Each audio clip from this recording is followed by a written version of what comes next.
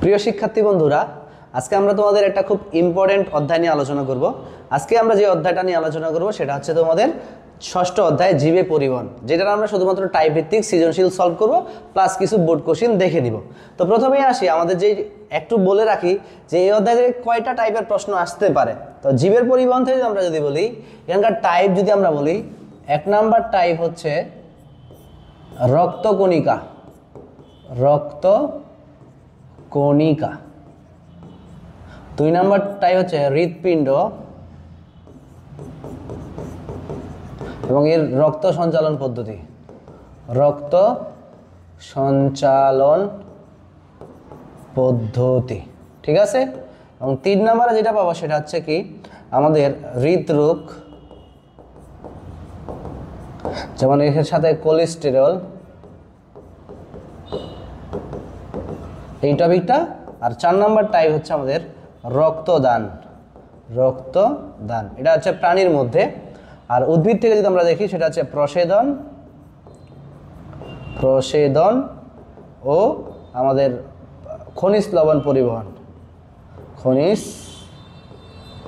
লবণ ও পানি পরিশোষণ, ঠিক আছে। পানি পরিশোষণ, এই কয়েকটা টপিক আমাদের এখান থেকে পড়তে হবে। রক্তকণিকা, হৃৎপিণ্ডের রক্ত সঞ্চালন পদ্ধতি, হৃদরোগের সাথে রিলেটেড কোলেস্টেরল, রক্তদান এবং কি প্রসেদন এবং খনিজ লবণ, এটা রিলেটেড, ঠিক আছে। তো আমরা পড়ালেখায় চলে যাচ্ছি। প্রথমে যদি আমরা দেখি, এই ফার্স্ট টাইপ যেটা আছে সেই টাইপটা হচ্ছে আমাদের কি, দেখো রক্তকণিকা। আমরা এখানে 3 ধরনের রক্তকণিকা দিছি। এই 3 ধরনের রক্তকণিকার মধ্যে দেখো, প্রথমে দেওয়া হচ্ছে আরবিসি। যদিও এটা আমি হাতে আঁকছি, আর আমার অঙ্কনের হাত খুবই ভালো, যে কারণে তো লিওনার্দো দা ভিঞ্চি আমার কি ফ্রেন্ড রিকোয়েস্ট পাঠিয়েছিল, ঠিক আছে। তো এই জায়গায় যদি দেখি, এটাকে ধরে নেবা, এটা হচ্ছে আরবিসি, এটা হচ্ছে কি আরবিসি, আর এটা হচ্ছে ডাব্লিউবিসি, আর এটা কি প্লেটলেট, ঠিক আছে, বা অনুচক্রিকা। তো এখান থেকে তোমাদের কি প্রশ্ন আছে দেখো। প্রথমে বলছে চিত্র খ এর প্রকারভেদ আলোচনা করো, অর্থাৎ শ্বেতরক্তকণিকার প্রকারভেদ আলোচনা করছে। চিত্র গ মানবদের একটা গুরুত্বপূর্ণ শারীরবৃত্তীয় প্রক্রিয়া সূচনা করে, সেই প্রক্রিয়াটি ব্যাখ্যা করো। তারপরে এগুলোর মধ্যে পার্থক্য এবং আমাদের দেখো উদ্দীপকের উল্লেখিত দ্বিতীয় কোষকাণ্ডের ভূমিকা লেখো।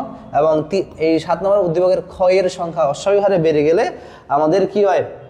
তাহলে আমরা দেখো এই যে কয়টা প্রশ্ন পড়লেই আমরা এখান থেকে রক্তকণিকা সব শেষ করে ফেলতে পারবো। তাহলে আমরা একটু চলে যাই পরীক্ষায় প্রশ্ন উত্তরগুলাতে, ঠিক আছে। কীভাবে আনসার করব সেটা একটু দেখে নাও, খুবই ইজি টপিক একটা। সেটা হচ্ছে কি, প্রথমেই বলছে যে চিত্র খ এর প্রকারভেদ। আমরা একটু আগে বলছি উদ্দীপকের চিত্র খ হলো শ্বেত রক্তকণিকা, শ্বেত রক্তকণিকা বা ডাব্লিউবিসি, নিজের ডাব্লিউবিসির প্রকারভেদ। তো আমরা যদি ডাব্লিউবিসির প্রকারভেদ আলোচনা করি, তোমরা এটা ব্যাখ্যা দিতে পারো যে ডাব্লিউবিসি 2 প্রকার, ডাব্লিউবিসি 2 প্রকার। কার উপর ভিত্তি করে? তাদের যে সাইটোপ্লাজম আছে, এই সাইটোপ্লাজমের মধ্যে অবস্থিত দানাদার পদার্থের উপর ভিত্তি করে 2 প্রকার। এটা হচ্ছে কি রে, আমরা এইভাবে লিখতে পারি ডাব্লিউবিসি। আমি এইভাবে লিখতেছি, কিন্তু তোমাদের পরীক্ষায় তোমরা ভালো করে লিখবা, ঠিক আছে। ডাব্লিউবিসি কয় প্রকার? 2 প্রকার। একটা হচ্ছে গ্রানুলোসাইট, গ্রানুলোসাইট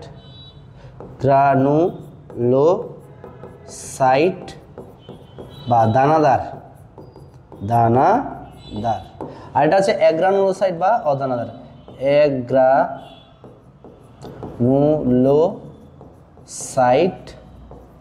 বা অদানাদার। একটু ব্যাখ্যা করে লিখবা।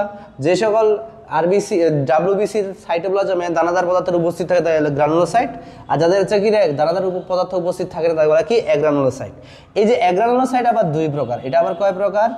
2 প্রকার। একটা হচ্ছে আমাদের কি মনোসাইট, এটা মনোসাইট, আর এটা হচ্ছে কি লিম্ফোসাইট, ঠিক আছে। এবং গ্রানুলোসাইট আবার 3 প্রকার। কয় প্রকার? 3 প্রকার। আমরা যদি দেখি 3 প্রকার কি কি, একটা হচ্ছে বেজোফিল, হচ্ছে নিউট্রোফিল, এটা হচ্ছে ইউসিনোফিল, ইউসিনোফিল, ঠিক আছে। এগুলো এইভাবে লিখতে পারো, লিখে তুমি এইভাবে লিখবা যে ডাব্লিউবিসি দুই প্রকার, একটা আছে গ্রানুলোসাইট, একটা আছে কি অ্যাগ্রানোসাইট। এবার লিখবা গ্রানুলোসাইট, যে সকল ডাব্লিউবিসির ভিতরে নিচল দানা অনুপস্থিত থাকে তাকে বলা কি উপস্থিত থাকে তাকে বলা কি গ্রানুলোসাইট। গ্রানুলোসাইট আবার তিন প্রকার, বেজোফিল, নিউট্রোফিল, ইউসিনোফিল। এবারে তুমি লিখে দেবা বেজোফিলের কাজ কি করে, হেপারিন হিস্টামিন ক্ষরণ করে। নিউট্রোফিলের কাজ কি, ফ্যাগোসাইটোসিস প্রক্রিয়া জীবাণু ভক্ষণ করে। ইউসিনোফিল এভাবে তুমি একটু ব্যাখ্যা করে দিলেই চলে যাবে, ঠিক আছে। আর এইভাবে অ্যাগ্রানুলোসাইট বলে যে সকল ডাব্লিউবিসি সাইটোপ্লাজমে কি থাকে না, দানাদার পদার্থ উপস্থিত থাকে না, তা বলে অ্যাগ্রানুলোসাইট। যেমন মনোসাইট এবং হচ্ছে কি লিম্ফোসাইট। মনোসাইটের কাজ কি, ফ্যাগোসাইটোসিস প্রক্রিয়া জীবাণু ভক্ষণ করা, আর লিম্ফোসাইটের কাজ কি, অ্যান্টিবডি তৈরি করা, ঠিক আছে। এরপরে আমরা দেখব 1 নম্বর প্রশ্নের উত্তর শেষ। এবার আসি আমরা 2 নম্বর। চিত্র গ, মানবদেহে একটা গুরুত্বপূর্ণ শারীরবৃত্তীয় প্রক্রিয়া সূচনা করে, প্রক্রিয়াটি ব্যাখ্যা করো। তাহলে চিত্র গ হচ্ছে অনুচক্রিকা, আর অনুচক্রিকা আমাদের দেহে যে শারীরবৃত্তীয় প্রক্রিয়াটা সম্পন্ন সেটা হচ্ছে আমাদের কি, রক্ততঞ্চন ক্রিয়া। তাহলে আমরা এখন পড়ব কি, এভাবে লিখব যে দেখো যে উদ্দীপকের গ হলো অনুচক্রিকা। 2 নম্বর প্রশ্নের উত্তর, উদ্দীপকের গ হলো অনুচক্রিকা। অনুচক্রিকা, এবং অনুচক্রিকা আমাদের দেহে, অনুচক্রিকা আমাদের দেহে কি করে, রক্ততঞ্চন ঘটায়। কি করে, রক্ততঞ্চন ঘটায়। এখন রক্ততঞ্চন তো বুঝোই, যে প্রক্রিয়ায় আমাদের কোনো একটা হাতের কোনো একটা অংশ কেটে গেলে বা যে কোনো শরীরের কোনো একটা অংশ কেটে রক্ত পড়া কি হয়, বন্ধ হয়, তাকে বলা হচ্ছে কি রক্ততঞ্চন ক্রিয়া। এখন রক্ততঞ্চন ক্রিয়াটা তুমি সুন্দর করে লিখতে পারো, ব্যাখ্যা করে লিখতে পারো, অথবা তুমি দেখাইতে পারো। ধরো এটা একটা রক্তনালী, এই রক্তনালীর কোনো সময় এই জায়গায় কেটে গেছে, ঠিক আছে। এই কেটে যাওয়া অংশটাকে কি হচ্ছে, বাইরে রক্ত বেরোচ্ছে। এই যে অনুচক্রিকাগুলো প্রথমে কি হবে, বায়ুর সংস্পর্শে আসে, আমাদের হেপারিনটা অকেজ হয়ে যাবে এবং অনুচক্রিকা কি হবে, ভেঙে যাবে। তাহলে বলে রাখবা ধাপ 1 আমরা কি বলছি, ধাপ 1 কি হবে, রক্তবাহিকা কেটে গেলে, রক্তবাহিকা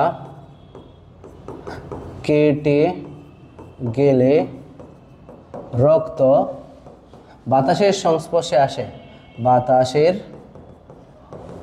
সংস্পর্শে আসে এবং হেপারিন কি হয়ে যায়, অকেজ হয়, ঠিক আছে। হেপারিন অকেজ হয়ে যায়। এবারে আমাদের লোহিত রক্তকণিকা ভেঙে যায় এবং প্লেটলেট বা অনুচক্রিকা ভেঙে যায়, অনুচক্রিকা ভেঙে রাসায়নিক পদার্থ করে, তার নাম থ্রোম্বোপ্লাস্টিন। কি, থ্রোম্বোপ্লাস্টিন খরিত হয়। কি করে, থ্রোম্বোপ্লাস্টিন খরিত হয়। অর্থাৎ প্রথমে আমাদের কি হবে, আমরা জানি কি রক্তনালীর ভিতরে আমাদের হেপারিন আছে, যা রক্তনালীর ভিতরে রক্ততঞ্চন হতে বাধা দেয়। তো প্রথমে যখন কেটে গেল, বাতাসের সংস্পর্শে এসে হেপারিন অকেজ হয়ে যাবে। এরপরে আমাদের অনুচক্রিকাগুলো ভেঙে এখান থেকে কি খরিত হবে, থ্রোম্বোপ্লাস্টিন। কি হবে, থ্রোম্বোপ্লাস্টিন খরিত হবে। এই থ্রোম্বোপ্লাস্টিনটা এবার কার উপর কাজ করবে, এই থ্রোম্বোপ্লাস্টিন কাজ করবে প্রথমবিনের উপরে, প্রথমবিন। এই প্রথমবিনের উপর কাজ করে সে কিসে পরিণত হবে, থ্রোম্বিনে পরিণত হয়। কিসের, থ্রোম্বিন। মনে রাখবা প্রথমবিন হচ্ছে নিষ্ক্রিয়, প্রথমবিন হচ্ছে কি নিষ্ক্রিয়। আর এইটা যখন আমাদের থ্রোম্বোপ্লাস্টিনের সংস্পর্শে আসে তখন সক্রিয় হয়ে কিসে পরিণত হয়, থ্রোম্বিনে পরিণত হয়। এই যে 2 নম্বর ধাপে, তাহলে কি হইল, যে ধাপ 2, এভাবে লিখবা ধাপ 2। থ্রোম্বোপ্লাস্টিনের সংস্পর্শে লেখো রক্তে অবস্থিত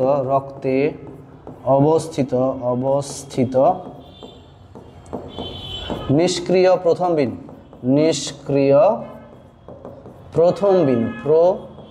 প্রথমবিন কার সংস্পর্শে আসে, আমাদের থ্রোম্বোপ্লাস্টিনের সংস্পর্শে, থ্রোম্বোপ্লাস্টিনের স্পর্শে কি হয়, সক্রিয় থ্রোম্বিনে পরিণত হয়, সক্রিয় থ্রোম্বিনে পরিণত হয়, থ্রোম্বিনে পরিণত হয়, ঠিক আছে। এইবার এই যে থ্রোম্বিনটা আছে না, এই থ্রোম্বিনটা আবার কাজ করে কার উপর, ফাইব্রিনোজেনের উপর, ফাইব্রিনোজেন বা ফিব্রিনোজেন। এর উপরে থ্রোম্বিন কাজ করে, তাকে সক্রিয় ফাইব্রিন জালকে পরিণত, কি বলে? ফাইব্রিন জালক। ঠিক আছে, এই জালকগুলো তখন আমাদের এই জায়গায় জমা হয়ে একটা মাকড়সার জালের মতো অংশ তৈরি করে, ঠিক আছে কি না? তখন আমাদের রক্ত পড়া কি হয়ে যায়? বন্ধ হয়ে যায়। তাহলে কি হইল? ধাপ 3 তে আমরা কি বলতে পারি? ধাপ 3 কি হলো? থ্রোম্বিন নিষ্ক্রিয় ফাইব্রিনোজেনকে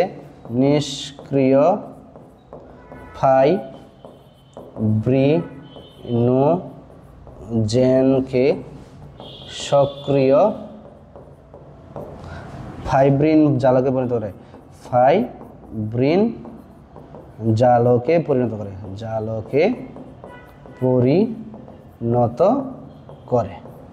ঠিক আছে, এরপরে ধাপ 4 এ আমরা কি বলতে পারি? ফাইব্রিন জালকগুলা পরস্পরের সাথে যুক্ত হয়ে কি করে? রক্ত পড়া। ধাপ 4 কি হলো? এই যে ফাইব্রিন জালকগুলো এখানে জমা হয়ে একটা ঘন ইয়া করলো, এই হলো রক্তকণিকাগুলো এখানে গিয়ে কি পড়ে?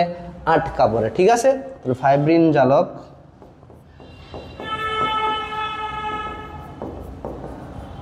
একে অপরের সাথে যুক্ত হয়ে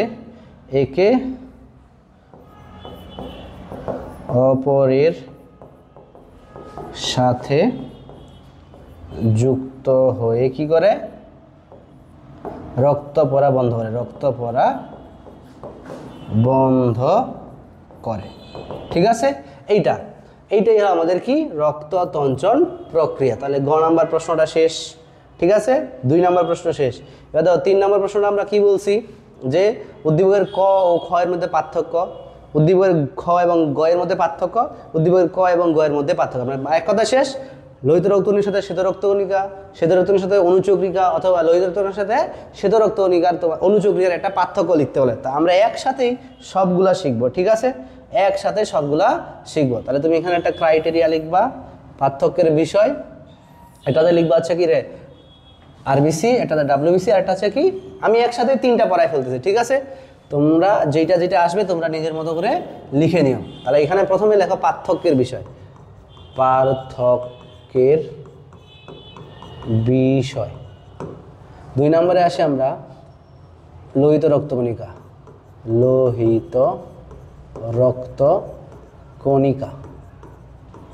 2 নম্বর পয়েন্টে দাও আমাদের হচ্ছে কি? শ্বেত রক্তকণিকা।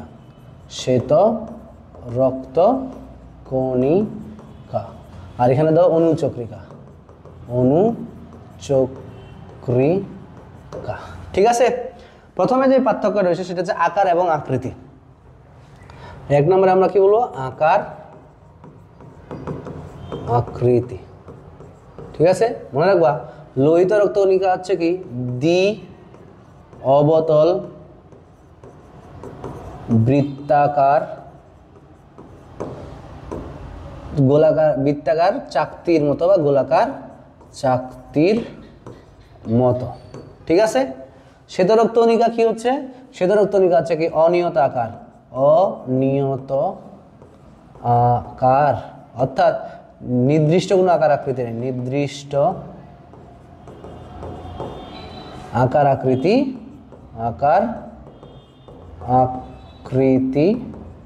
নেই। হ্যাঁ, অনুচক্রিকা আছে রড আকৃতির। এটা হলো 1 নম্বর পার্থক্য। 2 নম্বর পার্থক্যের বিষয়টা লেখো নিউক্লিয়াস। 2 নম্বর পার্থক্যটা আমরা কি লিখব? নিউক্লিয়াস। এখানে লিখবা থাকে না। লোহিত রক্তকণিকায় কি? নিউক্লিয়াস থাকে না। এখানে একটা কি রে? থাকে। আর এখানে কি? থাকে না। ঠিক আছে, পার্থক্যের বিষয়গুলো আমরা একটা একটা করে পড়তেছি। এবারে আমরা দিব সংখ্যা। কি? সংখ্যা। এরপরে ক্রাইটেরিয়া পার্থক্যের বিষয় কি? সংখ্যা। মনে রাখবা 50 লাখ পার কিউবিক মিলিলিটার। ঠিক আছে, মিলিলিটার।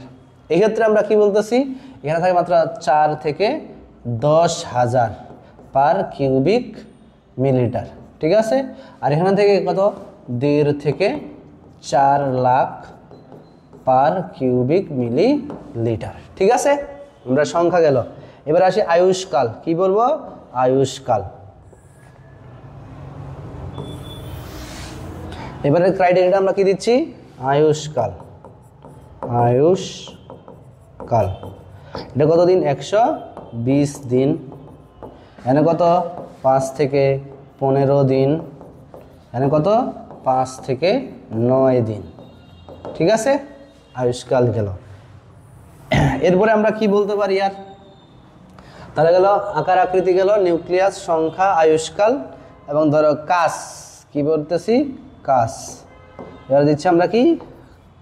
কাজ। এর কাজ কি?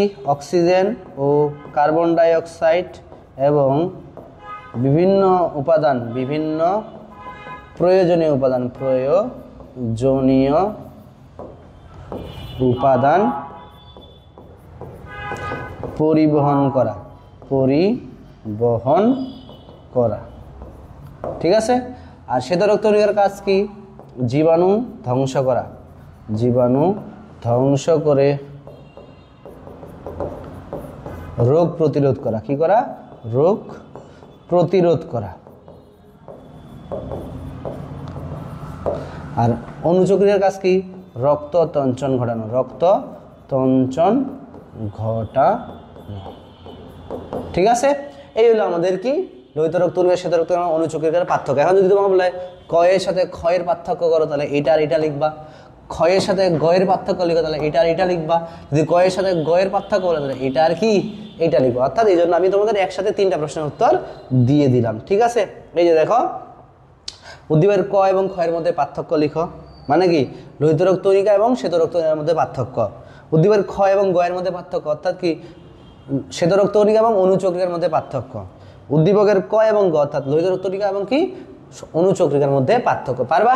এবার দেখো, উদ্দীপকে উল্লেখিত দ্বিতীয় কোষ উপাদানটির ভূমিকা লিখো। দ্বিতীয় কোষ উপাদানটির ভূমিকা আমরা একটু আগেই বললাম। দ্বিতীয় কোষ উপাদানটা কি ছিল? ডাব্লিউবিসি। এই ডাব্লিউবিসির ভূমিকা তুমি এভাবে লিখবা যে এখানে আছে কি থাকে? প্রথমে আছে কি? অ্যাগ্রানুলোসাইট। অ্যাগ্রানুলোসাইট। অ্যাগ্রানুলোসাইটগুলোর মধ্যে কি কি আছে? এক নম্বর আছে মনোসাইট। মনোসাইট। আর মনোসাইটের কাজ কি?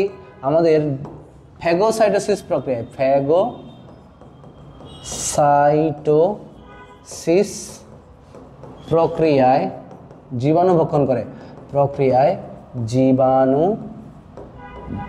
ভক্ষণ করা। ঠিক আছে। 2 নম্বরে লিম্ফোসাইটের কাজ কি? লিম্ফোসাইট। এই লিম্ফোসাইটের কাজ হচ্ছে আমাদের কি? অ্যান্টিবডি তৈরি করে। ঠিক আছে। তারপরে যদি আমরা গ্রানুলোসাইটে যাই, কোথায়? গ্রানুলোসাইট। গ্রানুলোসাইট। এই গ্রানুলোসাইট আবার কয় প্রকার? 3 প্রকার। এক নম্বর আছে এক নম্বর আছে কি? নিউট্রোফিল। নিউট্রোফিল। কি? নিউট্রোফিল। আর নিউট্রোফিল আমরা কাকে বলতেছি? এর কাজ কি? ফ্যাগোসাইটোসিস প্রক্রিয়ায় জীবাণু ভক্ষণ করে, ফ্যাগোসাইটোসিস প্রক্রিয়ায় জীবাণু ভক্ষণ করে, প্রক্রিয়ায় জীবাণু ভক্ষণ করা। ঠিক আছে। 2 নম্বর হচ্ছে আমাদের কি? বেজোফিল। বেজোফিল। এই বেজোফিলের কাজ হচ্ছে কি? বেজোফিল থেকে হিস্টামিন এবং হেপারিন খরিত হয়। হিস্টামিন ও হেপারিন খরিত হয়। হেপারিন খরিত হয়। যেখানে হিস্টামিন কি করে? যেখানে হিস্টামিন কি করতেছে? হিস্টামিন রোগ প্রতিরোধ ক্ষমতা বাড়ায়। কি করে? রোগ প্রতিরোধ ক্ষমতা বাড়ায়। এবং হেপারিন কি করে? হেপারিনের কাজ কি? রক্তনালীর ভিতর রক্ত তঞ্চন প্রতিরোধ করে, রক্ত জমাট বাঁধা প্রতিরোধ করে, জমাট বাঁধা প্রতিরোধ করে। ঠিক আছে। এবং লাস্ট যদি আমরা দেখি সেটা হচ্ছে কি? ইউসিনোফিল। কি করে? ইউসিনোফিলের কাজ কি? ইউসিনোফিল 3 নম্বর আসি, ইউসিনোফিল। এই ইউসিনোফিলের কাজ কি? ইউসিনোফিলের কাজ হচ্ছে আমাদের অ্যালার্জি ও কৃমির লার্ভা প্রতিরোধ করে। কি করে? কৃমির লার্ভা প্রতিরোধ করে। ঠিক আছে, অ্যালার্জি এবং কৃমির লার্ভা প্রতিরোধ করে। এগুলো যদি তুমি কাজ লিখে দাও, এই কাজটাই হচ্ছে তার কি অবদান। ঠিক আছে, এবারে আমরা যাব পরের প্রশ্নটা। যে প্রশ্নটা বলছে কি, উদ্দীপকের ক্ষয়ের অস্বাভাবিক হারে বাড়লে রোগটি সৃষ্টি তা আলোচনা করা। উদ্দীপকের ক্ষয়ের সংখ্যা যদি অস্বাভাবিক হারে বাড়ে যায়, তাহলে সেটাকে আমরা কি বলি? লিউকেমিয়া। তোমাদের বইয়ে লিউকেমিয়া সম্পর্কে দেওয়া আছে। এই লিউকেমিয়া সম্পর্কে তুমি যতটুকু পারো লিখে ফেলবা, যে লিউকেমিয়া হচ্ছে রক্তের একটা ব্লাড ক্যান্সার। ঠিক আছে, এর ফলে লোহিত রক্তকণিকা সংখ্যা উৎপাদন ক্ষমতা কমে যায় এবং অনুচক্রিয়ার সংখ্যা উৎপাদন ক্ষমতা অনেক বাড়ে যায়, কিন্তু তাদের হচ্ছে কি কাজ করার ক্ষমতা ঠিক থাকে না। এজন্য মানুষ যে কোনো সময় যে কোনো রোগে আক্রান্ত হতে পারে। আর লোহিত রক্তকণিকার সংখ্যা অনুচক্রিকা আমাদের যে শ্বেত রক্তকণিকার সংখ্যা অস্বাভাবিকভাবে বেড়ে যায় বলে আমাদের কি হয়? লোহিত রক্তকণিকা এবং অনুচক্রিকার সংখ্যা কমে যায়, এতে শরীর দুর্বল, তারপরে রক্ত যেমন বাড়তে লেট হয়। এগুলো তোমরা একটু বর্ণনা করে দিবে। ঠিক আছে, তাহলে আমরা চলে যাচ্ছি টাইপ 2-তে, হৃৎপিণ্ড এবং হৃৎপিণ্ডের মধ্যে রক্ত সঞ্চালন পদ্ধতি। ঠিক আছে, খুবই ইম্পর্টেন্ট একটা টপিক। ঠিক আছে, এখান থেকে বারবার প্রশ্ন আসে। তাহলে আমরা একটু দেখি। উদ্দীপক একটা আমি দিয়ে দিছি, তোমাকে এরকম করে উদ্দীপক দিয়েও থাকতে পারে, অথবা তোমাকে একদম দিয়ে দিতে পারে যে পাম্পিং যন্ত্র যার মাধ্যমে রক্ত পরিবাহিত হয়, অথবা 2 ফুসফুসের মাঝখানে অবস্থানকারী 3 কোণাকার একটা অঙ্গ আছে। এরকম করে তোমাকে উদ্দীপকে দিতে পারে, যেখানে তোমাকে বলা হয়েছে উল্লেখিত অঙ্গটির গঠন বর্ণনা করো, উল্লেখিত অঙ্গটির প্রস্থচ্ছেদ অঙ্কন করা, উল্লেখিত অঙ্গটির কপাটিকা সহ চিত্র। এরকম করে অনেকগুলো প্রশ্ন আছে, যেটা তোমাকে সুন্দর করে পড়তে হবে। ঠিক আছে, ভেরি ভেরি মোস্ট গুরুত্বপূর্ণ ইম্পর্টেন্ট টপিক। খালি ইম্পর্টেন্ট না, এটা হচ্ছে কি ভেরি ভেরি মোস্ট গুরুত্বপূর্ণ ইম্পর্টেন্ট। ঠিক আছে, সো এটাকে একদম কোনোভাবেই মিস দেওয়া যাবে না। তাহলে দেখো, প্রথম প্রশ্নটা আমরা কি পড়ছি? উদ্দীপকের অঙ্গটির গঠন বর্ণনা করো। তাহলে তুমি কি বলো? উদ্দীপকের অঙ্গটি হলো, উদ্দীপকের অঙ্গটি হলো হৃৎপিণ্ড। ঠিক আছে, নিচে হৃৎপিণ্ডের গঠন বর্ণনা করা যায়। নিচে হৃৎপিণ্ডের গঠন বর্ণনা করা হলো। যখন তুমি হৃৎপিণ্ডের গঠন বর্ণনা করবা, তাহলে মাস্ট আগে চিত্র অঙ্কন করবা। কি করবা? চিত্র অঙ্কন করবা। ঠিক আছে, এরকম চিত্র অঙ্কন করে মাস্ট একটা চিত্র অঙ্কন করতে হবে। ঠিক আছে, এই চিত্র অঙ্কন করলা।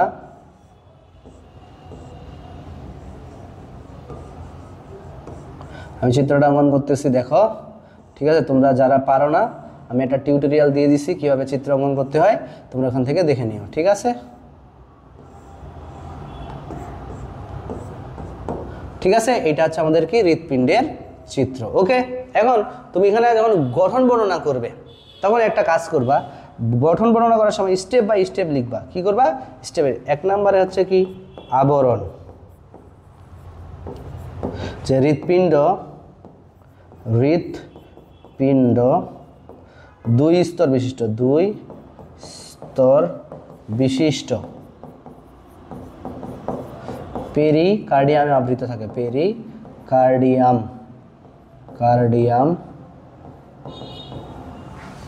নামক আবরণে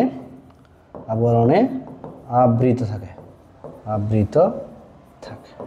ঠিক আছে, 2 নম্বরে তুমি কি লিখবা? প্রাচীর। 2 নম্বরে কি দিবা? প্রাচীর। কি? হৃৎপিণ্ডের প্রাচীর কয় স্তর বিশিষ্ট? প্রাচীর 3 স্তর বিশিষ্ট। ঠিক আছে, প্রথম স্তরটার নাম কি? এপিকার্ডিয়াম।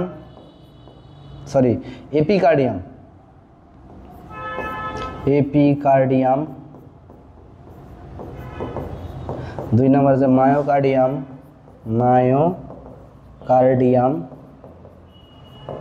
এবং 3 নম্বর হচ্ছে কি? এন্ডোকার্ডিয়াম। কার্ডিয়াম। ঠিক আছে, এবারে তুমি 3 নম্বর পয়েন্টে যাবা, প্রকোষ্ঠ। কি দিবা? প্রকোষ্ঠ। প্রকোষ্ঠ এটা আমি লিখতেছি না, তুমি লিখবা। হৃৎপিণ্ডে হচ্ছে 4টা প্রকোষ্ঠ থাকে, উপরে প্রকোষ্ঠ দুটাকে বলে অ্যাট্রিয়াম এবং নিচের প্রকোষ্ঠগুলো কি বলে? এটাকে বলে অলিন্দ বা অ্যাট্রিয়াম, আর নিচেরটাকে বলে কি? নিলয়। ঠিক আছে, এরকম করে দিলা যে এটাকে রাইট অ্যাট্রিয়াম বা ডান অলিন্দ, left atrium, right ventricle, left ventricle. ঠিক আছে, এবং 4 নম্বর পয়েন্টে তুমি কি দিবা? কপাটিকা। কপাটিকা, যে হৃৎপিণ্ডের 4টা কপাটিকা থাকে, যেখানে রাইট অ্যাট্রিয়াম এবং রাইট ভেন্ট্রিকলের এখানে থাকে কি? Tricuspid. Left atrium left ventricle এখানে থাকে কি? বাইকাসপিড। এবং হচ্ছে আমাদের পালমোনারি এবং কি মহাধমনীর এখানে থাকে আমাদের কি? আমাদের সেমিলুনার কপাটিকা। এইভাবে তোমরা বর্ণনাটা করবা। ঠিক আছে, আমরা এটা বর্ণনাটা লিখতে গেলে এরকম, আমরা এটা একটু কম পড়াইছি কেন? কারণ তোমাকে এই যে প্রস্থচ্ছেদটা যখন আমরা অঙ্কন করবো তখন আমি সব ডিটেলস পড়াবো। ঠিক আছে, তাহলে দেখো এটা আমরা হৃৎপিণ্ডের গঠন, তাহলে লিখতে হলে কীভাবে লিখবা? প্রথমে চিত্র অঙ্কন করবা, তারপরে স্টেজ দিয়ে আবরণ, প্রাচীর, প্রকোষ্ঠ, কপাটিকা এরকম করে দিলে তোমার মার্ক দিবে স্যারেরা বেশি। ঠিক আছে, প্রেজেন্টেশনটা সুন্দর লাগবে। এবার দাও 2 নম্বর প্রশ্ন, উল্লেখিত অঙ্গটির কি করছে? অঙ্গটির প্রস্থচ্ছেদের চিত্র অঙ্কন করো। তাহলে দেখো চিত্র অঙ্কন করতে গেলে আমরা যে কাজটা করব, এটা প্রস্থচ্ছেদে অঙ্কন করি, তোমরা সুন্দর করে ট্রাই করবা। তোমরা যদি আগেও তোমরা জানি যে তোমরা এখানে যেহেতু সিভিল সব ক্লাস করতে আসো, তোমরা অনেকেই পারলে তোমরা যেভাবে শিখছো সেভাবেই অঙ্কন করবা। আর যদি না পারো, যারা শিখো নাই আগে, তারা আমার মতো করে অঙ্কন করবা। প্রথমে আমরা এরকম একটা টান দিব, টান দিয়ে এরকম একটা হারকিনের সিমরি দিব, হারকিনের সিমরিটা এরকম করে নামায় দিব। আবার এখান থেকে একটা সোজা টান, এখান থেকে একটা কি? সোজা টান। ঠিক আছে, এটা হলো আমার ঊর্ধ্ব মহাশিরা, এর নাম কি? ঊর্ধ্ব মহাশিরা। আর এটা আছে আমাদের কি? নিম্ন মহাশিরা। ঠিক আছে, এই নিম্ন মহাশিরা এখান থেকে আমরা একটা এরকম করে উপরের দিকে তুলে দিব। তুলে দেওয়ার পর আমরা একটা টি এর মতো অংশ নিব। কিসের মতো? টি, একটু বাঁকানো টি এর মতো। ঠিক আছে, এরকম করে নেওয়ার পরে এখান থেকে একটা অংশ আমরা উপরের দিকে তুলব, তুলে একদম এই পর্যন্ত নিয়ে গিয়ে এখানে 3টা পাইপ লাইন। ঠিক আছে, 3টা পাইপ লাইন দিলাম, এটাকে নিয়ে গেলাম সমান অংশ করে এখানে নিয়ে গেলাম। নিয়ে যাওয়ার পরে এটাকে আমরা এই যে মিটাই দিলাম। ঠিক আছে, এখন এই দুইটার যে সন্ধিস্থলটা আছে, এখান থেকে একটা টান দিয়ে একটির দিকে আমরা এইদিকে একটা অংশ আনবো, এখান থেকে টান দিয়ে আমরা এই দিক থেকে একটু এদিকে নিয়ে যাবো, এদিকের থেকে এদিকে একটা যেন একটু কী হয়? মোটা হয়। তারপর এখান থেকে একটা কপাটিকা, এখান থেকে আরেকটা কি? কপাটিকা। তবে এই একটা চিত্রের মাধ্যমে কিন্তু আমরা 3-4টা প্রশ্নের উত্তর লিখতে পারবো। ঠিক আছে, 3-4টা প্রশ্নের উত্তর লিখতে পারবো। সো এটা একটু দেখে শুনে, তাহলে দেখো এখান থেকে আমাদের একটা এরকম করে দিলাম। ওকে, শেষ। তাহলে এই যে আমাদের হয়ে গেল হৃৎপিণ্ডের চিত্র। হৃৎপিণ্ডের চিত্রে যদি আমরা, এটা হচ্ছে লম্বচ্ছেদ, এটা হচ্ছে আমাদের রাইট অ্যাট্রিয়াম বা ডান অলিন্দ, ডান অলিন্দ। আর এটা হচ্ছে আমাদের কি রে? বাম অলিন্দ বা লেফট অ্যাট্রিয়াম। ঠিক আছে, এটা হচ্ছে আমাদের কি? ডান নিলয়। এটা হচ্ছে কি? বাম নিলয়। ওকে, এখন এই যে ডান অলিন্দ এবং ডান নিলয় এর সংযোগস্থলে এই জায়গায় একটা কপাটিকা আছে। কপাটিকা মানে ভালভ আছে। এই কপাটিকাটার নাম ট্রাইকাসপিড। এটার নাম কি? ট্রাইকাসপিড কপাটিকা। এখন বাম অলিন্দ এবং বাম নিলয়ের সংযোগস্থলে এখানে একটা কপাটিকা আছে, যার নাম হচ্ছে বাইকাসপিড কপাটিকা। বাইকাসপিড কপাটিকা। এবং এটার নাম হচ্ছে পালমোনারি ধমনী। এটার নাম কি? পালমোনারি ধমনী। আর এটার নাম হচ্ছে কি? মহাধমনী। মহাধমনী। ঠিক আছে, আর এই দিক থেকে দুইটা যেটা আছে সেগুলোর নাম হচ্ছে কি? আমরা পালমোনারি শিরা। এটার নাম কি? পালমোনারি শিরা। এখন যে জিনিসটা হচ্ছে সেটা হচ্ছে কি, এই যে পালমোনারি ধমনী এবং মহাধমনী, এটার সামনে অর্ধচন্দ্রাকৃতির দুইটা কপাটিকা থাকে, এদেরকে একসাথে বলে আমরা সেমিলুনার কপাটিকা। কি বলি? সেমিলুনার কপাটিকা। ঠিক আছে? এবং তোমাদের বইয়ে নাই, বাট এখানে মনে রাখবা, এই যে ইনফিরিয়র ভেনা কপাটিকা এখানে একটা আছে, এটার নাম ইউস্টেশিয়ান কপাটিকা। ইউস্টেশিয়ান কপাটিকা, এটা তোমাদের বইয়ে নাই, বাট বড় ক্লাসে উঠলে তোমরা এটা পাবা। ঠিক আছে? তো এটা হচ্ছে আমাদের কি, হৃৎপিণ্ডের লম্বচ্ছেদ। লম্বচ্ছেদের চিত্র অঙ্কন করলে তোমাকে আর বর্ণনা দেওয়ার দরকার নেই, ডিরেক্ট চিত্র অঙ্কন করবা, আর কোনটা কি লেবেলিং করে দিলেই চলবে। ঠিক আছে? এবং লেবেলিংগুলো আমি যেহেতু সব দিকে করছি, তোমরা এভাবে করবো না, তোমরা যেগুলো একদিকে করবা। ঠিক আছে? এটা আমাদের লম্বচ্ছেদ। এখন দেখো তোমাদের পরবর্তী যে প্রশ্নটা আছে সেটা কি, উদ্দীপকের উল্লেখিত কপাটিকার চিত্র সহ বর্ণনা করো। ঠিক আছে? তাহলে কপাটিকার চিত্রগুলো কিন্তু আমরা এইভাবেই দেখাবো। এই যে দেখাই ফেলছি already, tricuspid, bicuspid, pulmonary semilunar কপাটিকা, অ্যাওর্টিক বা মহাধমনী সেমিলুনার কপাটিকা। সুতরাং এটা প্রশ্নের উত্তর শেষ। এবার দেওয়া পরের প্রশ্নটা কি বলছে, চিত্রের অঙ্গটির সাথে জড়িত টিস্যুর বর্ণনা দাও। এটা হৃৎপেশি নিয়ে।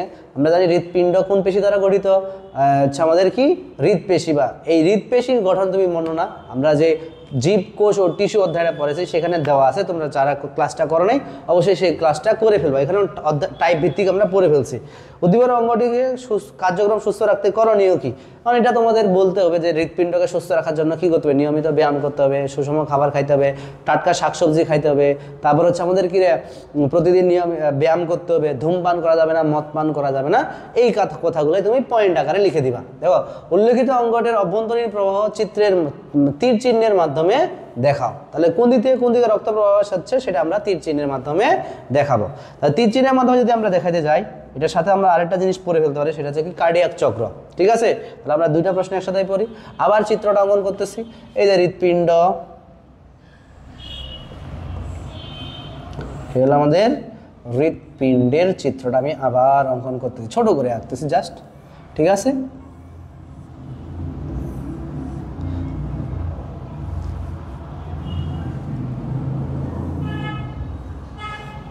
ঠিক আছে, আমরা হৃৎপিণ্ডের চিত্রটা আবার একটু সুন্দর করে আঁকার ট্রাই করতেছি, যদি আমি সুন্দর পারি না, হ্যাঁ, তারপরে ট্রাই করতে তো কোনো দ্বিধাবোধ নাই। ঠিক আছে? একবার না পারিলে দেখো শতবার।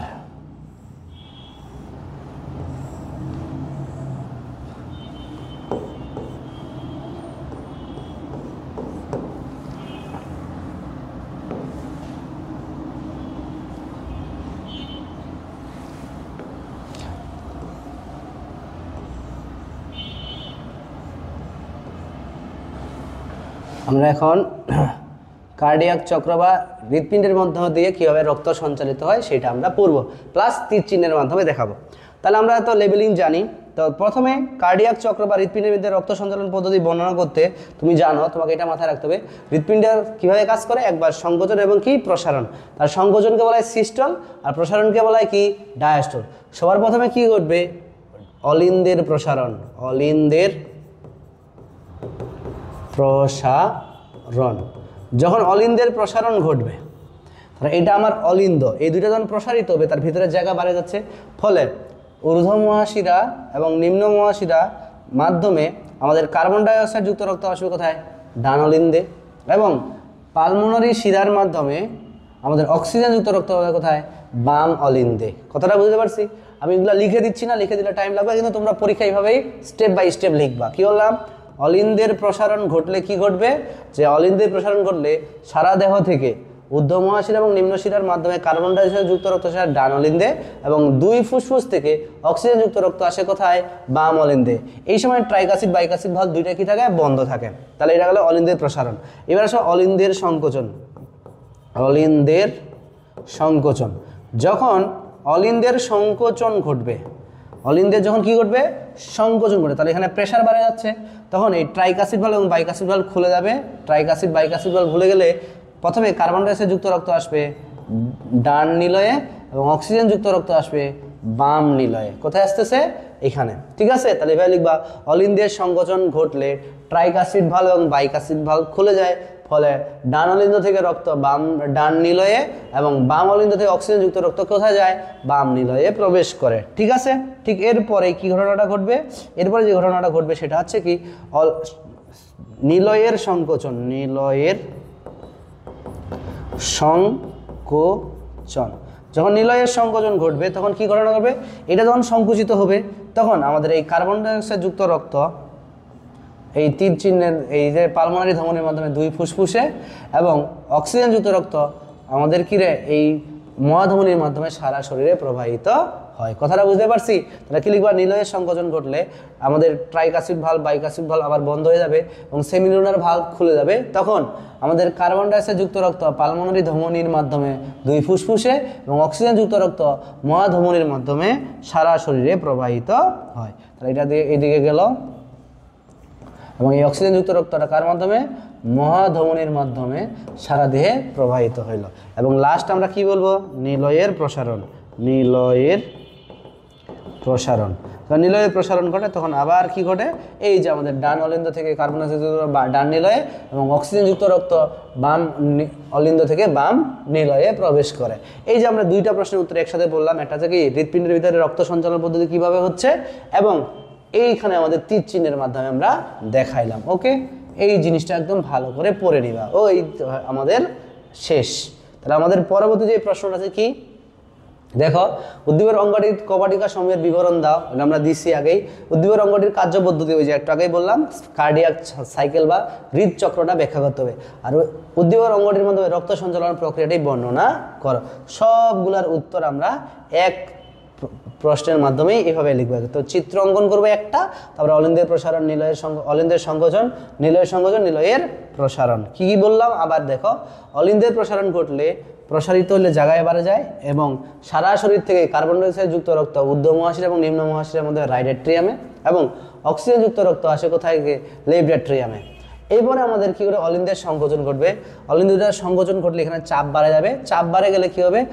ট্রাইকাসিড ভালভের মাধ্যমে কার্বন ডাইঅক্সাইড যুক্ত রক্ত রাইট এট্রিয়াম থেকে রাইট ভেন্ট্রিকলে এবং অক্সিজেন যুক্ত রক্ত লেফট এট্রিয়াম থেকে কি লেফট ভেন্ট্রিকলে প্রবেশ করে।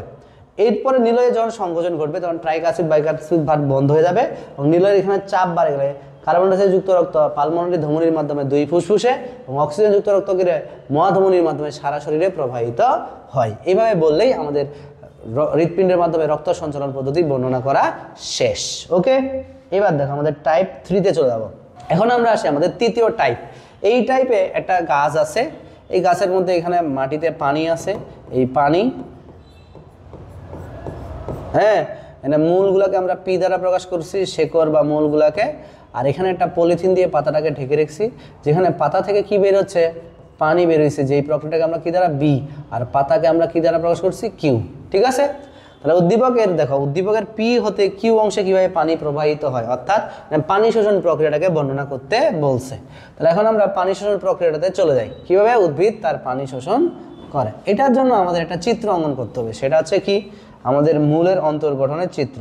মূলের অন্তর্গঠনের চিত্র যদি আমরা অঙ্কন করি তাহলে দেখো, মূলের বাইরে থাকে এপিডার্মিস। কি থাকে এটাতে? এপিডার্মিস।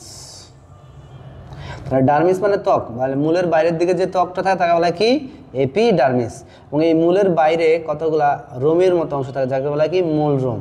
কি বলা হয় এটাকে? মূল রোম। এটাকে কি বলা হয়? মূল রোম।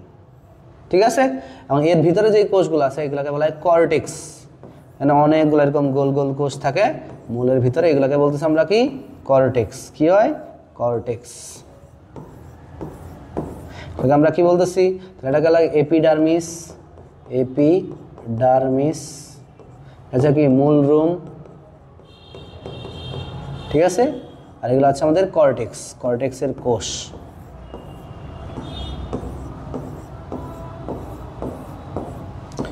এবং এই কর্টেক্সের ভিতরে আমাদের আরেকটা ত্বক আছে যার নাম হচ্ছে অন্তত্বক। কি বলা এটাকে? অন্তত্বক। ঠিক আছে, অন্তত্বক। অন্তত্বকের ভিতরে আরেকটা চক্রের মতো একটা অংশ যার নাম কি? পেরিসাইকেল বা পরিচক্র। এটা বলতেছি আমরা কি? অন্তত্বক। এই অন্তত্বকের ভিতরে আরেকটা চক্রাকার অংশ আছে যাকে বলে আমরা পেরিসাইকেল। কি এটাকে বলি? পেরিসাইকেল। এর নাম কি? পেরিসাইকেল। এটার নাম হচ্ছে পেরিসাইকেল বা পরিচক্র। এটার নাম কি?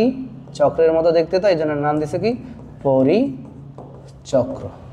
আর এই পরিচক্রের কেন্দ্রে থাকে আমাদের একটা কতগুলা কোষ, যারা হচ্ছে জাইলেম এবং ফ্লোয়েম নামে পরিচিত। কি?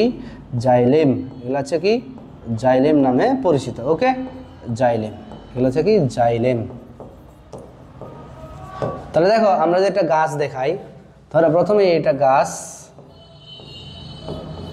এই গাছের যে পাতা আছে, এই পাতা থেকে প্রসাধন প্রক্রিয়ায় পানি বের হয়ে গেল। ঠিক আছে, এভাবে লিখবা। প্রসাধন প্রক্রিয়া যখন গাছের পাতা থেকে অতিরিক্ত পানিটা বের হয়ে যায়, যেই কোষটা থেকে পানিটা বের হচ্ছে সেখানে পানির ঘাটতি হয়, সেই পানির ঘাটতিটাকে তার পাশের কোষ মিটায়। যখন এই কোষ থেকে এখানে পানি যায়, তাহলে এখানে পানির ঘাটতি হয়, তার সেই কোষের পানির ঘাটতিকে আবার তার পাশের কোষ, আবার পাশের কোষ, এভাবে একটা একটা করে কোষ যাইতে যাইতে যাইতে একদম কোথায়? মূল পর্যন্ত একটা ব্যাপন চাপের সৃষ্টি। কি হয়? ব্যাপন চাপের সৃষ্টি। আর এই ব্যাপন চাপের কারণে প্রথমে পানি মূল রোম থেকে কর্টেক্সে যায়, কর্টেক্স থেকে অন্ততক, অন্ততক থেকে পরিচক্র পার হয়ে একবার জাইলেম কলায় পৌঁছাইলে তখন জাইলেম থেকে পাতাটা অভিস্রবণ প্রক্রিয়ায় কোথায় চলে যায়, মানে পানিটা কোথায় চলে যায়? পাতায় পর্যন্ত পৌঁছায় যায়। তোমরা এই ছবিটা আঁকবা আর এই যে ব্যাখ্যাটা এইভাবে দিবা যে প্রথমে প্রসাধনের ফলে অতিরিক্ত পানি বের হয়ে গেলে ওই কোষের মধ্যে পানির ঘাটতি হয়, ওই কোষের পানির ঘাটতি তার পাশের কোষ পূরণ করে, এভাবে তার পাশের কোষের পানির ঘাটতি তার আশেপাশের কোষগুলো পূরণ করে, এভাবে মূল পর্যন্ত একটা চোষক শক্তির সৃষ্টি হয়। যে চোষক শক্তির কারণে পানি প্রথমে মূল রোম দিয়ে প্রথমে এপিডার্মিস, এপিডার্মিস ভেদ করে কর্টেক্স, কর্টেক্স থেকে কোথায়? অন্ততক ভেদ করে পরিচালন ভেদ করে একবার যখন জাইলেম কলায় পৌঁছে যায়, জাইলেম থেকে তখন পানি সরাসরি কোথায় চলে যায়? আমাদের পাতায় পরিবাহিত হয়। ঠিক আছে, এবারে দেখো 2 নম্বর প্রশ্ন। উদ্ভিদের জৈবিক ক্রিয়া সচল রাখতে বি প্রক্রিয়াটির গুরুত্ব অপরিসীম। বি প্রক্রিয়াটা কি? বি প্রক্রিয়াটা হচ্ছে প্রসাধন। তাহলে প্রসাধন কি বললাম? যে প্রক্রিয়ায় উদ্ভিদ তার প্রয়োজনে অতিরিক্ত পানিটা দেহ থেকে বের করে দিচ্ছে তাকেই বলা হচ্ছে কি? প্রসাধন। আমরা বলছি জীবের জৈবিক কাজ সঞ্চালনের জন্য প্রসাধনের কাজ। দেখো প্রসাধন হয়েছে বলেই কিন্তু পানি শোষণ হয়েছে। প্রসাধন হয় বলে পত্ররন্ধ্র খোলা বা বন্ধ হয়, যার কারণে এখানে কার্বন ডাইঅক্সাইড এবং কি পানি, কার্বন ডাইঅক্সাইড প্রবেশ করে, উদ্ভিদ কি করে? শর্করা জাতীয় খাদ্য তৈরি করে। এবং প্রসাধন হয় বলেই পত্ররন্ধ্র খোলা থাকে এবং এর ভিতরে অক্সিজেন প্রবেশ করে বলে পরে অতীতে কি হয়? শ্বসন কাজ সম্পন্ন হয়। এবং উদ্ভিদ যখন প্রসাধনের চাপের কারণে যখন পানিটা বেড়ে গেলো, তখন যখন পানি শোষণ করতেছে, পানি শোষণের সাথে সাথে তারা কি করে? খনিজ লবণও শোষণ করে। সুতরাং বলা যায় যে আমাদের উদ্ভিদের জৈবিক ক্রিয়া সচল রাখতে অবশ্যই বি প্রক্রিয়ার গুরুত্ব কি আছে? অপরিসীম। ঠিক আছে, উদ্দীপকের কেউ চিহ্নিত অংশে যে প্রক্রিয়া ঘটে তার গুরুত্ব বিশ্লেষণ করে, অর্থাৎ প্রসাধনের গুরুত্ব, যেটা একটু আগেই বললাম। এবার দেখো পি অঞ্চলে পানি পরিশোধন প্রক্রিয়াটি বর্ণনা করে, আমরা বললাম একটু আগেই পড়ছি। বি প্রক্রিয়াটি প্রয়োজনীয় অমঙ্গল বলা হয় এখানে, খুবই ইম্পর্টেন্ট। এটা খ নম্বরে কোশ্চেন, যে বি প্রক্রিয়াটি অর্থাৎ প্রসাধনকে প্রয়োজনীয় অমঙ্গল বলা হয় কেন? এখন আমরা একটু আগেই বললাম যে প্রসাধন আমাদের জন্য খুবই গুরুত্বপূর্ণ। এক, প্রসাধন হয় বলেই পানি শোষণ হয়, প্রসাধন হয় বলে খনিজ লবণ পরিশোষিত হয়, প্রসাধন হয় বলে উদ্ভিদ তার প্রয়োজনে অতিরিক্ত পানিটা দেহ থেকে কী করে দিচ্ছে? বের করে দিচ্ছে, এবং প্রসাধনের কারণে সালোক সংশ্লেষণ এবং শ্বসন হচ্ছে। এটা তার প্রয়োজনীয়তা।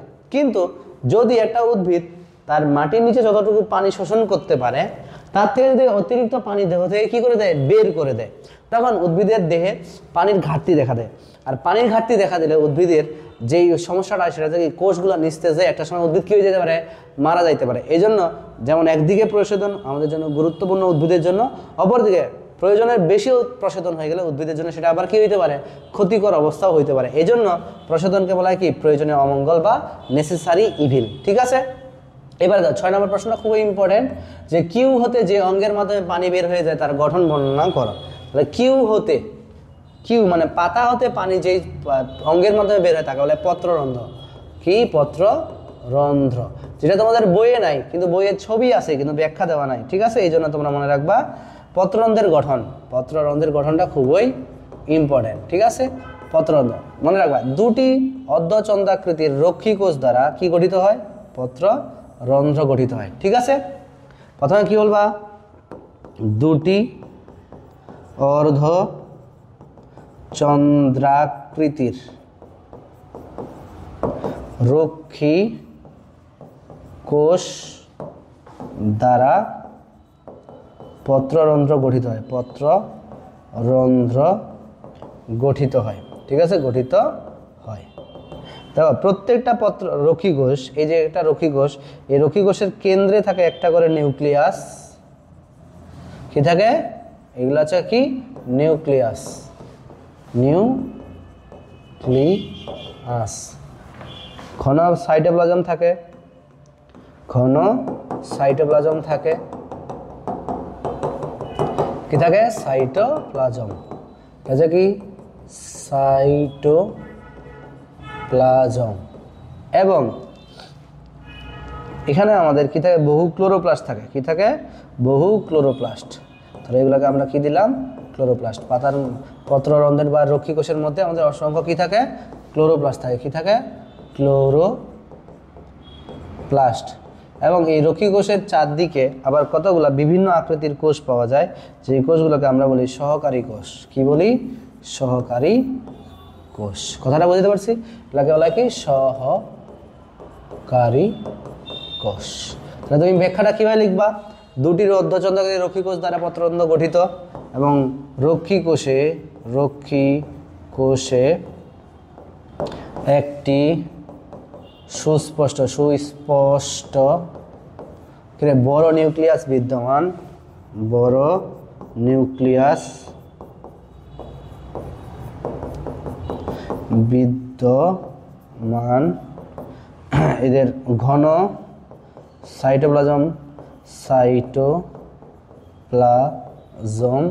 ও বহু ক্লোরোপ্লাস্ট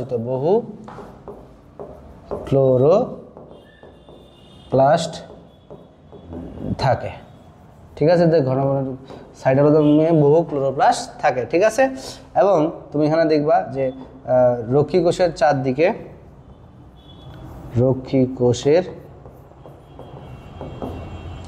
চারদিকে বিভিন্ন আকৃতির কি থাকে? কোষ থাকে। বিভিন্ন আকৃতির কোষ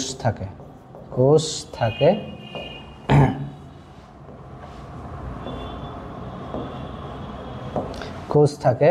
এদের সহকারী কোষ বলে।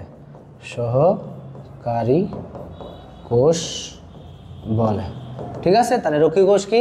এই যে রক্ষী কোষ না, পত্ররন্ধ্র কি?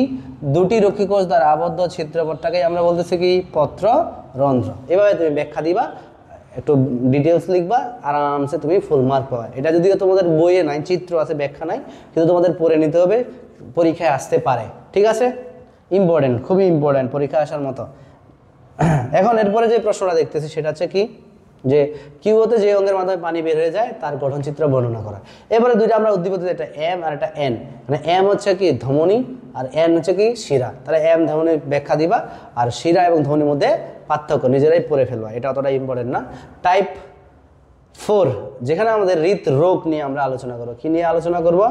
হৃদরোগ নিয়ে আলোচনা করব। হৃদরোগ নিয়ে আলোচনা করতে গেলে যেটা করতে হবে সেটা হচ্ছে আমাদের, এখানে আমি এত ডিটেলসে লিখবো না, জাস্ট বলে দিব কি কি প্রশ্ন পরীক্ষা আসছে। তাহলে এরকম একটা উদ্দীপক দিচ্ছে, স্থূলকায় রিয়াত, মানে মোটা রিয়াত সাহেবের বুকে ব্যথা নিয়ে হাসপাতালে গেলেন। ডাক্তার পরীক্ষা নিরীক্ষা করে বললেন তার দেহের রক্ত সংকোচন প্রসারণশীল পাম্পের মতো অঙ্গে রক্ত প্রবাহে বাধাগ্রস্ত হচ্ছে। তাছাড়াও তার পরীক্ষায় রিপোর্ট অনুসারে তার রক্তে উচ্চ মাত্রার কোলেস্টেরল পাওয়া গেল। যেখানে কোলেস্টেরলের মাত্রা দেওয়া আছে, তার বিপি কত রে? তার বিপি দেওয়া আছে 160, মানে কি সিস্টোলিক প্রেশারটা 160-এর বেশি, আর ডায়াস্টোলিক প্রেশারটা আছে 135। যেখানে এইচডিএল এর সংখ্যা আছে কত? 1.2 মিলিগ্রাম, আর এলডিএল এর সংখ্যা আছে কত? 3.3 মিলিলিটার। ঠিক আছে? পার গ্রাম পার মিলিলিটার, এরকম উদ্দীপক। এখন বলছে যে রিয়াজ সাহেবের রক্তে কোলেস্টেরলের কার্যকারিতা লেখো। তাহলে তোমাকে কোলেস্টেরলের কি করতে হবে? কার্যকারিতা লিখতে হবে। কোলেস্টেরলের কাজ কি বলো তো? কোলেস্টেরল যেমন আমাদের জন্য ক্ষতিকর, কিন্তু কোলেস্টেরল আমাদের অনেক উপকার করে। ঠিক আছে? সুতরাং অনেক কাজে এটা সহায়তা করে। সুতরাং খালি এটার অপকারিতা আছে এমনটাই না। তাহলে কোলেস্টেরলের কাজ,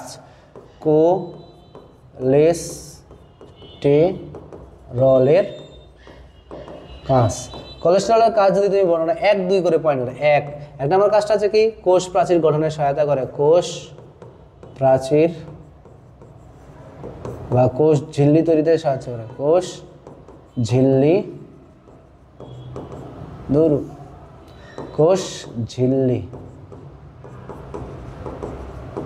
তৈরিতে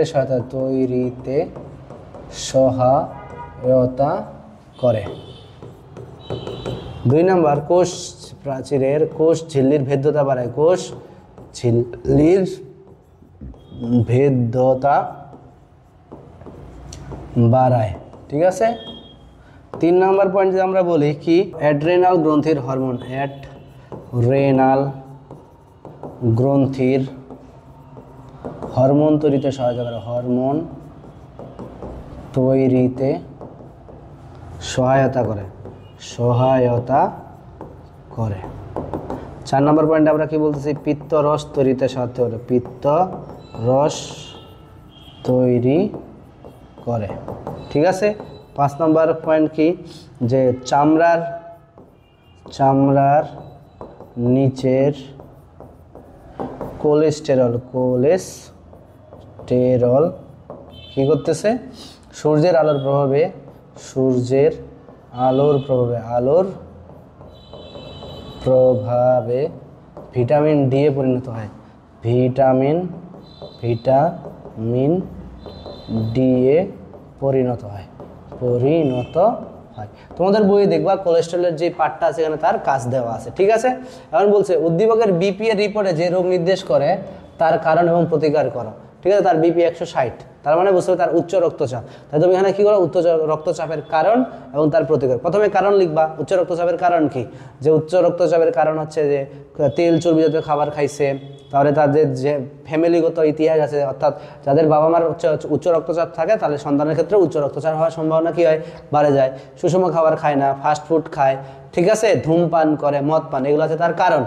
প্রতিকার করতে কি করতে হবে, সুষম খাবার খাইতে হবে, প্রতিদিন টাটকা শ্বাস। তাহলে ব্যাখ্যাটা তোমরা এইভাবে লিখবা। প্রথমে বলবা যে বিপি নির্দেশিত রোগটি হলো উচ্চ রক্তচাপ, উচ্চ রক্তচাপ। ঠিক আছে। তো তোমার কাজ কি, প্রথমে তুমি লিখবা এইভাবে কারণগুলা তুমি পয়েন্ট আকারে লিখবা, আর এরপরে লিখবা কি প্রতিকার, এগুলাও কি পয়েন্ট আকারে লিখবা, প্রতিকার এগুলো কি করবা পয়েন্ট আকারে 1 2 3। ঠিক আছে। যে কারণগুলা কি কি, প্রতিকারগুলা কি কি, শেষ। ঠিক আছে। এখান থেকে আর কিছু নাই, এগুলো তোমরা পারবা জানি। এবারে প্রশ্ন দেখো, এলডি এবং এইচডিএল এর মান রিয়াদের জন্য কতটুকু নিরাপদ বিশ্লেষণ করো। তেমন দেখো, নর্মালি আমি এখানে এইটা থেকে উত্তরটা দিচ্ছি, যে ধরো আমরা জানি কি এইচডিএল এর মান হচ্ছে কত হইতে হবে, 1.5 মিলিগ্রাম পার ডেসিলিটারের বেশি। ঠিক আছে। আর এলডিএল থাকতে হয় কি 1.8 এর মিলিগ্রাম পার ডেসিলিটারের কি থাকতে হবে, কম থাকতে হবে। কি থাকতে হবে, কম। কিন্তু এখানে আমাদের দেখা যাচ্ছে তার এইচডিএল এর মানটা কি আছে, কম আছে, আর এলডিএল এর মানটা তার কি বেশি আছে। আমরা জানি কি এইচডিএল আমাদের জন্য ভালো, মানে কি মানব শরীরের জন্য এইচডিএলটা ভালো, অর্থাৎ এটা হৃদরোগের ঝুঁকি কি কমায়। কিন্তু এলডিএল এর যে ইয়াটা আছে সেটা আমাদের জন্য কি খারাপ কোলেস্টেরল, যেটা আমাদের হৃদরোগের ঝুঁকিটাকে কি বাড়ায়। সুতরাং যদি আমার এলডিএল এর পরিমাণটা বেশি যেহেতু এবং এইচডিএল এর পরিমাণটা যেহেতু আমাদের আদর্শ মান থেকে কি আছে, কম আছে, সুতরাং বলা যায় তার জন্য এটা নিরাপদ অবস্থায় নাই, তার জন্য হৃদপিণ্ডের একটা কি আছে, ঝুঁকি আছে। ঠিক আছে। এবং ওই যে বলছে রিয়াজ সাহেবের বুকে ব্যথা যে রোগটি নির্দেশ করে তার কারণ এবং প্রতিকার জানোই, বললাম উচ্চ রক্তচাপ, কারণ এবং প্রতিকার আগেই পড়াইছি। হৃদপিণ্ড সুস্থ রাখতে এইচডিএল এবং এলডিএল ট্রাইগ্লিসারাইড কিভাবে ভূমিকা রাখে, তাহলে এগুলো তুমি মনে রাখবা। এইচডিএল এর ভূমিকা, এলডিএল এর ভূমিকা এবং কি ট্রাইগ্লিসারাইডের ভূমিকা তুমি বর্ণনা করে দিবা, আরামসে হয়ে যাবে, শেষ। লাস্ট টপিক আমাদের বা লাস্ট টাইপ হচ্ছে, সেটা হচ্ছে কি ব্লাড গ্রুপ এবং রক্তদান। তোমরা সবাই জানো যে ব্লাড গ্রুপ বা রক্তদান এটা আমাদের এখন রিসেন্ট টাইমে খুব ইম্পর্টেন্ট একটা টপিক। ঠিক আছে। আগে তো এটা দিকে প্রশ্ন আসছে না, বাট তুমি 2024 বা 23 যদি দেখো, এখানে কিন্তু অনেকবার প্রশ্ন আসছে। সো তোমাকে এটা ভালো করে পড়ে নিতে হবে। ঠিক আছে। তো আমরা এখানে একটা উদ্দীপক দিছি, আগে পড়ে নেই। পি কিউ আর 3 বন্ধু তারা ঘুরতে বেরোইল। পি এবং কিউ দুর্ঘটনায় আঘাতপ্রাপ্ত হওয়ায় পি এর রক্তক্ষরণ দ্রুত থেমে যায়, কিন্তু কিউ এর রক্তের প্রয়োজন। ঠিক আছে। বলছে দেখো এখানে 3 জনের রক্তের গ্রুপ দেওয়া আছে। পি এর রক্তের গ্রুপ এ পজিটিভ, কিউ এর রক্তের গ্রুপ বি পজিটিভ, আর আর এর রক্তের গ্রুপ এ বি নেগেটিভ। তাহলে পি কিউ আর এর রক্তের গ্রুপের বৈশিষ্ট্য লিখো, এবং পি এবং কিউ এর আর এর মধ্যে কে কিউকে রক্ত দিতে পারবে। যদি পি কিউ রক্ত দেয় তাহলে তার কোনো সমস্যা হবে কি না। এখন রক্তের গ্রুপ এবং রক্তদান এটা একটু ভালো করে পড়ে নাও। রক্তের গ্রুপ আগে আমি টপিকটা বুঝাই, এরপরে প্রশ্নের উত্তর দিব না। রক্তের গ্রুপ, ঠিক আছে। এখন রক্তের গ্রুপ হচ্ছে আমরা জানি এভাবে নির্ণয় করবা, হ্যাঁ, যার শরীরে আমাদের রক্তের গ্রুপ আমরা দুইটা দিয়ে নির্ধারণ করি। একটা আরবিসি যে আছে, এই আরবিসির মেমব্রেন বা ঝিল্লিতে কিছু থাকে অ্যান্টিজেন, কি থাকে অ্যান্টিজেন, এবং রক্ত রসে থাকে কি অ্যান্টিবডি, কি থাকে অ্যান্টিবডি। এই যে অ্যান্টিজেন এবং অ্যান্টিবডির উপস্থিতি অনুপস্থিতির উপর ভিত্তি করে আমরা রক্তের গ্রুপ নির্ধারণ করি। তাহলে একটাতে লিখলাম অ্যান্টিজেন আর কি অ্যান্টিবডি। মানে অ্যান্টিজেন কি, যে সকল অ্যান্টিজেন না, এটা অ্যান্টিবডি হবে, অ্যান্টিবডি, ঠিক আছে। আর এখানে আমরা রক্তের গ্রুপ, মানে অ্যান্টিজেন কি আর অ্যান্টিবডি কি এটা একটু দেখে নিই। প্রথম কথা যে অ্যান্টিজেন জিনিসটা আছে কি, যেটা আমাদের শরীরে রোগ সৃষ্টি করতে পারে বা যাকে মারার জন্য আমাদের শরীরে অ্যান্টিবডি উৎপন্ন হয়। এটা হইতে পারে আমার দেহের ভিতরের অংশ বা দেহের বাইরে থেকে ভিতরে প্রবেশ করছে, রোগ জীবাণু ধুলাবালি, এগুলোকে বলতেছে আমরা কি অ্যান্টিজেন। আর অ্যান্টিজেনকে মারার জন্য যেই উপাদানগুলো থাকে তাদেরকে বলা হয় কি অ্যান্টিবডি। এই জন্য মনে রাখবো আরবিসিতে দুই ধরনের অ্যান্টিজেন থাকে, এ এবং বি। এই এ অ্যান্টিজেনকে এই অ্যান্টিজেনকে ধ্বংস করে যে অ্যান্টিবডি সেটা হচ্ছে কি রে এ, এবং বি অ্যান্টিজেনকে ধ্বংস করে কোনটা বি। ধ্বংস বলতে কি, এই অ্যান্টিবডিটা এই অ্যান্টিজেনের উপর কাজ করে তাকে হচ্ছে কি ভেঙে তাকে জমাট বাঁধায় ফেলে, ঠিক আছে কি না। এই জন্য হচ্ছে এ অ্যান্টিজেনের অ্যান্টিবডি যে ছোট হাতের এ, বি অ্যান্টিজেনের ছোট হাতের অ্যান্টিবডি যে ছোট হাতের বি। এই জন্য মাথায় রাখবা যেই ব্যক্তির রক্তের গ্রুপ তার ভিতরে সেম অ্যান্টিজেন অ্যান্টিবডি কখনো থাকবে না। যার ভিতরে অ্যান্টিজেন এ থাকবে তার ভিতরে অ্যান্টিজেন এ থাকবে না, থাকবে কি বি। আবার যার ভিতরে অ্যান্টিজেন বি থাকবে তার ভিতরে অ্যান্টিবডি থাকবে কি এ। কথা বুঝতে পারছি? তাহলে ধরো একজন ব্যক্তির শরীরে অ্যান্টিজেন আছে এ, যার শরীরে অ্যান্টিজেন এ থাকে তার ব্লাড গ্রুপটাও হবে কি এ, ঠিক আছে। তারপরে ধরো তোমার যার অ্যান্টিজেন বি থাকে তার ব্লাড গ্রুপ হবে কি বি। যার দেহে অ্যান্টিজেন থাকবে এ এবং বি দুইটাই, তাদের ব্লাড গ্রুপ হবে কি এ বি। এবং যার ভিতরে অ্যান্টিজেন এ বি কোনোটাই নাই তখন তার ব্লাড গ্রুপ হয় কি ও।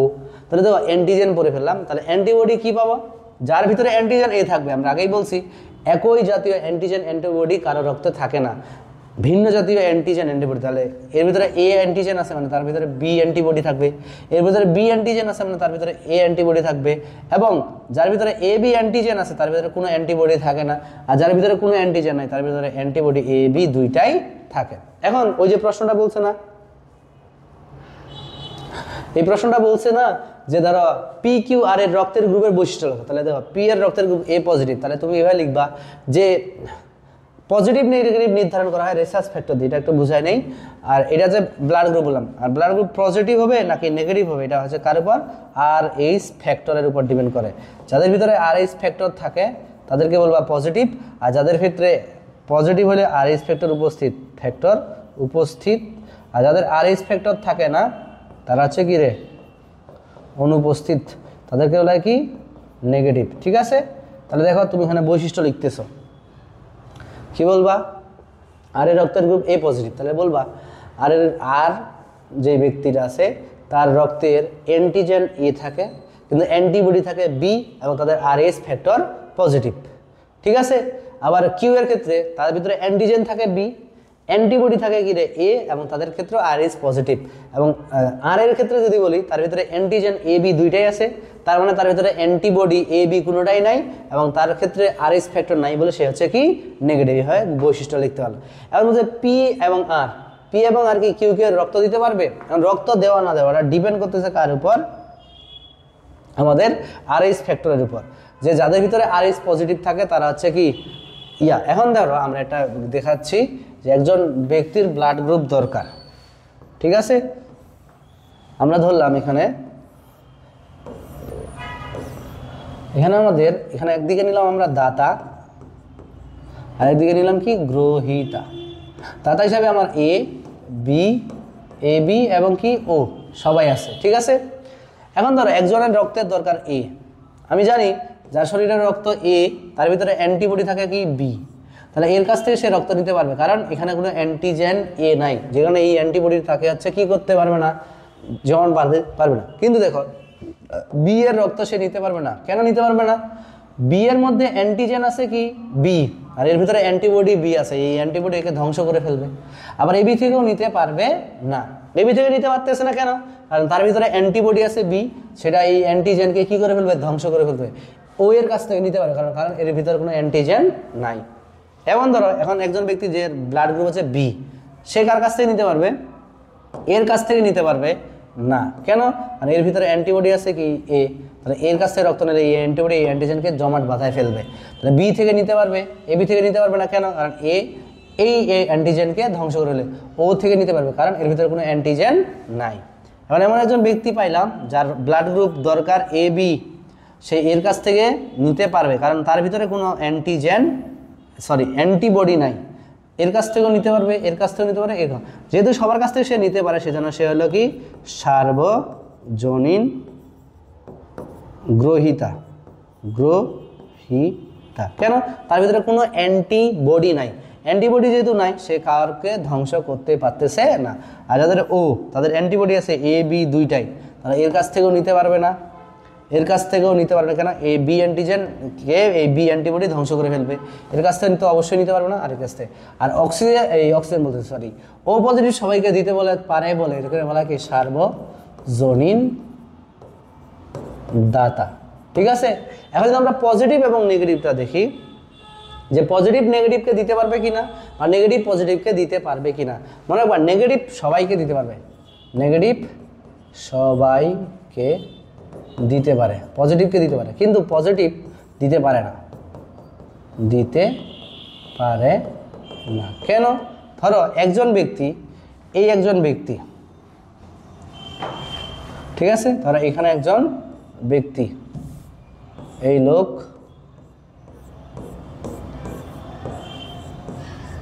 হ্যাঁ, তার ব্লাড গ্রুপ ধরো ও পজিটিভ, আর এখানে আরেকজন লোক আছে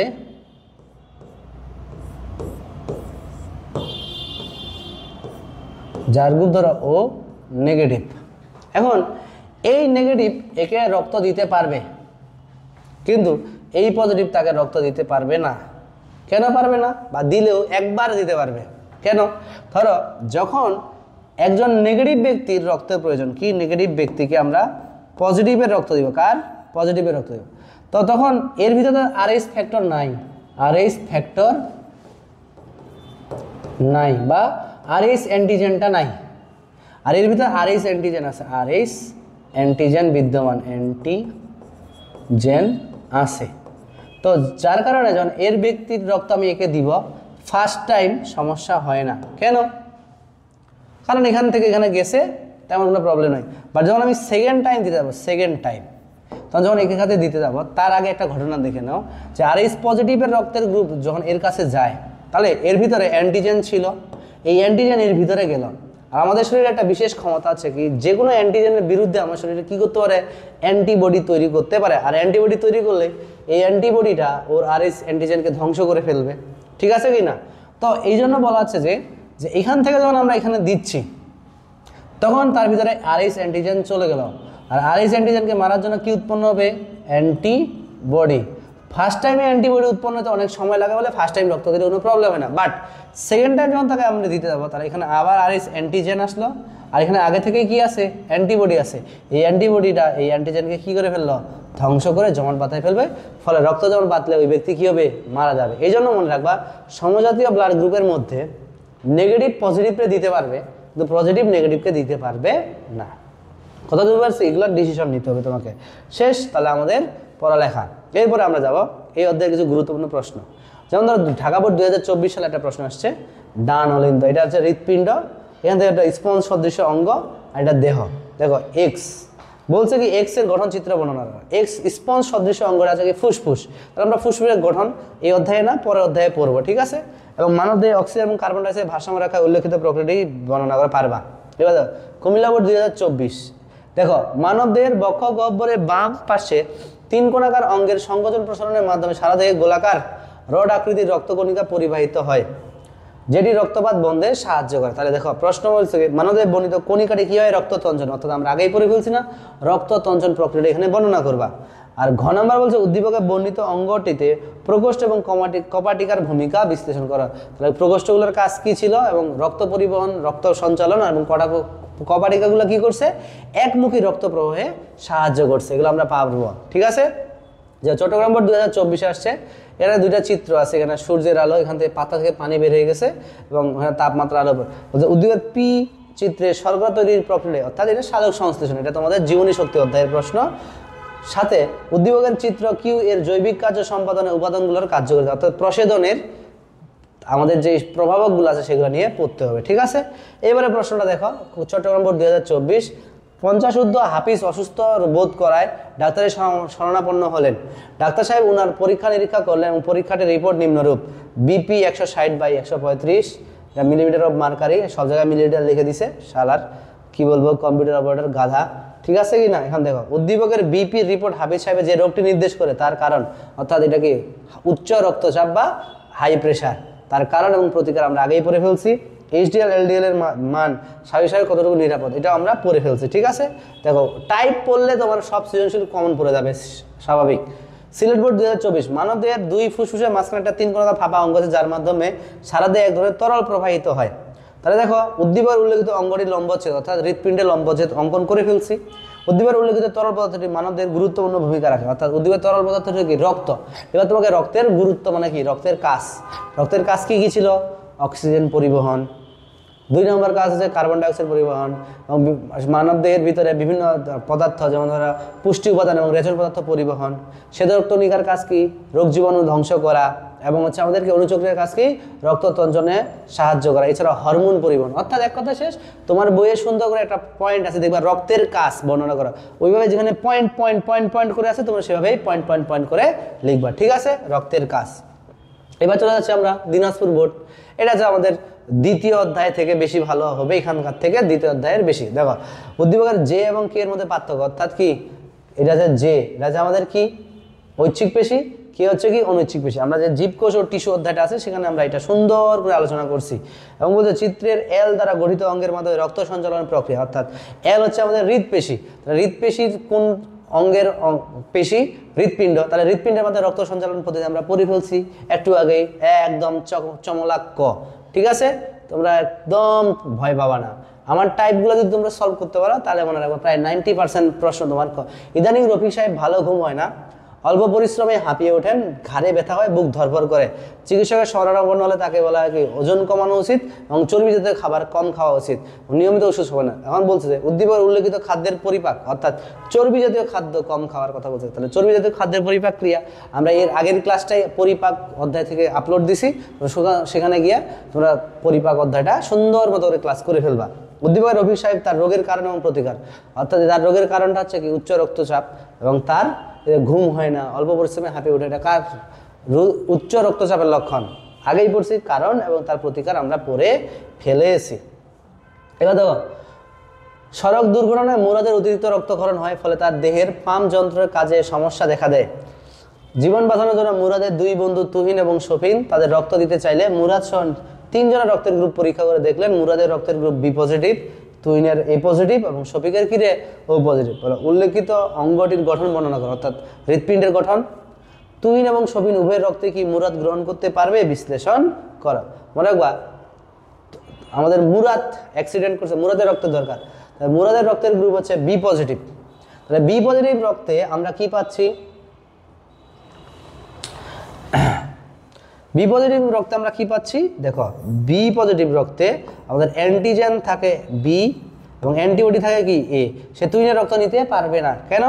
এই অ্যান্টিজেন এই অ্যান্টিবডিকে এই অ্যান্টিবডি এই অ্যান্টিজেনকে কি করে ফেলবে, জমাট বাঁধায় ফেলবে, ক্লট করে ফেলবে। তার মানে তুহিনের রক্ত মুরাদকে দেওয়া যাবে না। আবার অক্সিজেনের মধ্যে যেহেতু কোনো অ্যান্টিজেন নাই, অ্যান্টিজেন এ বি কোনোটাই নাই, তাহলে এই অ্যান্টিবডি একে ধ্বংস করবে না, অর্থাৎ সে অক্সিজেন কাছ থেকে নিতে পারবে। আর আমরা জানি কি অক্সিজেন মাথা গেছে পুরা, অক্সিজেন না, এটা ও পজিটিভ কানা। এই ও পজিটিভ যে বলতেছি, এই ও পজিটিভের কাছ থেকে আমরা ও পজিটিভ ব্লাড গ্রুপকে কি বলছি, বা ও কে বলছি কি সার্বজনীন দাতা, অর্থাৎ সে সবাইকে ব্লাড দিতে পারবে। সুতরাং তুহিন এবং শফিকের মধ্যে শুধুমাত্র শফিকের রক্তের গ্রুপটাই গ্রহণ করতে পারবে, তুহিনের রক্তের গ্রুপ নিলে সে হচ্ছে কি মারা যাবে। সুতরাং এভাবে ব্যাখ্যা করে সুন্দর করে লিখে দিবা, ঠিক আছে। বরিশালী বোর্ড 2023, ঠিক আছে। এটা একটু আমরা আগেই পড়ে ফেলছি যে হৃৎপিণ্ডের গঠন চিত্র বর্ণনা করো। আর হৃৎপিণ্ডের সুস্থ রাখতে ওয়াই উপাদান অর্থাৎ এইচডিএল, এলডিএল এবং ট্রাইগ্লিসারাইডের ভূমিকা। লাস্ট ময়মনসিংহ বোর্ড 2023, চিত্রটি লক্ষ্য করো। দেখো এখানে এ মানে পানি আর বি হচ্ছে কি পাতাত। তাহলে দেখো উদ্দীপকের এ দ্বারা সংগঠিত প্রক্রিয়াটি বর্ণনা করো। এ দ্বারা সংগঠিত অর্থাৎ এখান থেকে পানি পরিবহন পরিশোষণ প্রক্রিয়াটি, আর বি দ্বারা নির্দেশিত প্রক্রিয়াটি উদ্ভিদের জন্য অত্যাবশ্যকীয় হলেও কখনো কখনো ক্ষতিকর মত। অর্থাৎ এই যে বি প্রক্রিয়া কি হয়েছে, পানি পাতা থেকে বের হয়েছে মানে কি প্রসেদন। আর প্রসেদনকে আমরা কি বলছিলাম, প্রয়োজনীয় অমঙ্গল। অর্থাৎ একদিকে যেমন প্রয়োজনীয়, অন্যদিকে এটা উদ্ভিদের বেশি পরিমাণ প্রসেদন হলে উদ্ভিদের কোষগুলো নিস্তেজ হবে, পানির অভাবে মারা যাবে। সুতরাং এটাকেই বলা হচ্ছে কি যে উপকারী হইলেও এটা কখনো কখনো কি হয়, ক্ষতিকর হয়। সুতরাং এই পর্যন্তই তোমাদের আজকের পড়ালেখা। আমি প্রথমে রিকোয়েস্ট করবো তোমরা অবশ্যই উপরের দিকে যে টাইপগুলো পড়েছে টাইপের প্রশ্নগুলো একদম সুন্দর করে পড়ে ফেলবা। টাইপগুলো পড়ার পরে তুমি যদি হচ্ছে কি বোর্ড পরীক্ষার প্রশ্নগুলো দেখো, একবার চোখ বুলাইলে দেখবে তোমার সব পড়া শেষ। দেখো এখন লাস্ট টাইম তোমাদের, এই মুহূর্তে যদি তোমরা একটু এইরকম সিকিউ সলভ ক্লাস করো প্লাস একটু শুধুমাত্র বইটা অ্যানালাইসিস করো, আমার মনে হয় তোমাদের আটকানোর কেউ নাই। কিন্তু আমাদের দেশের প্রবলেম হচ্ছে কি স্টুডেন্টরা খালি হতাশ হয় যে আমি পারবো না, আমার দ্বারা হইতো না, এটা হইতো না। কিন্তু এটাও বুঝে না যে একটু পড়লেই হয়ে যায়। তুমি যদি একটু চোখ বুলানো শুরু করো বইটাতে বা একটু সিস্টেমেটিক করো, এখনো যেইটুকু সময় আছে তুমি 95+ মার্ক পাবা, এরকম একটা অবস্থা। কিন্তু আমাদের সমস্যা কোথায়, আমরা কিছু করার আগেই হতাশ হয়ে যাই, ঠিক আছে কিনা। সুতরাং হতাশ টতাশ না হয়ে যাদের এখনো গ্যাপ আছে বা যারা ভালো পড়ছে তারা তো ভালো পড়ছেই, যাদের গ্যাপ আছে তারা এখনো পড়ালেখা শুরু করো। ততক্ষণ পর্যন্ত ধন্যবাদ সবাইকে।